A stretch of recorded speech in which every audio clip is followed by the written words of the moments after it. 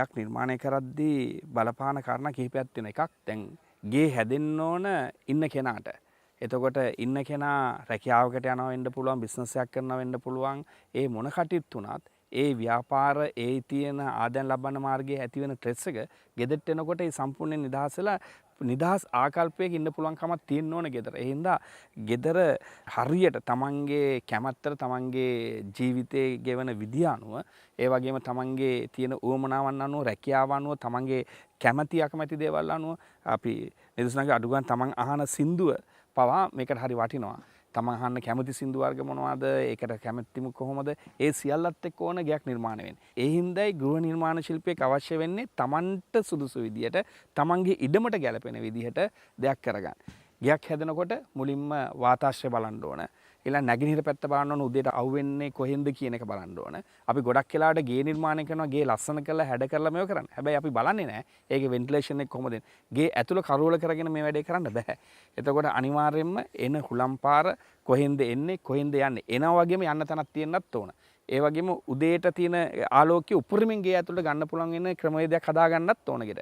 එතකොට මේ සියල්ල සැලසුම් කළා නිවැරදි දිග පල්ලානවා. අපි දැන් සාමාන්‍ය කාමරයක් ගත්තොත් කාමරේ හරි හතරස් කරගෙන ගේ හදලා හඩක් වැඩක් වෙන්නේ. ඒ වුණොත් ඒ ගෙදරට ඒ කාමරේට හදා වෙන භාණ්ඩ ටික ඒක නිවැරදිව අසුරා ගැනීම කර ගැනීම හැකියාවක් නැති වෙනවා.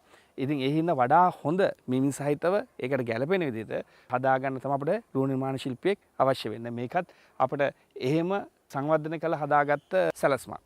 දැන් අපි මේ ගේ නිර්මාණය කරද්දී එයාට උවමනා වුණා ඩබල් හයිට් එකක්.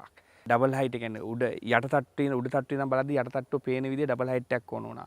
අර අලුත් නවපන්නේ තියෙන ලොබි එකක් ඕන වුණා. එතකොට එයාට නිදහස ඉන්න පුළුවන් පොඩ්ඩක් දිග පල්ලෙන් වැඩි කාමරයක් ඕන වුණා.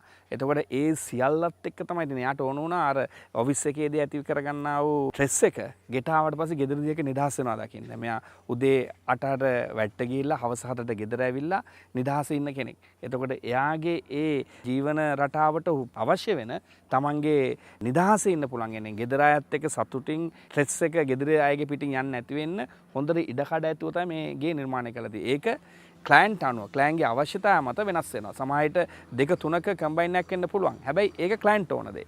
ඒ ක්ලයන්ට් ඕන දේ කරන්නත් ඕන.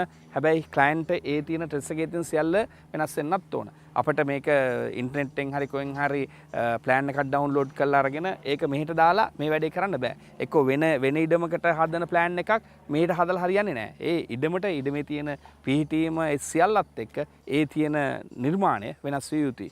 ඒ අවශ්‍යතාවය නිවැරදිව කරගන්න තමයි අපිට ගෘහ නිර්මාණ ශිල්පියෙක්ගේ අවශ්‍යතාවය තියෙන්න ඕන.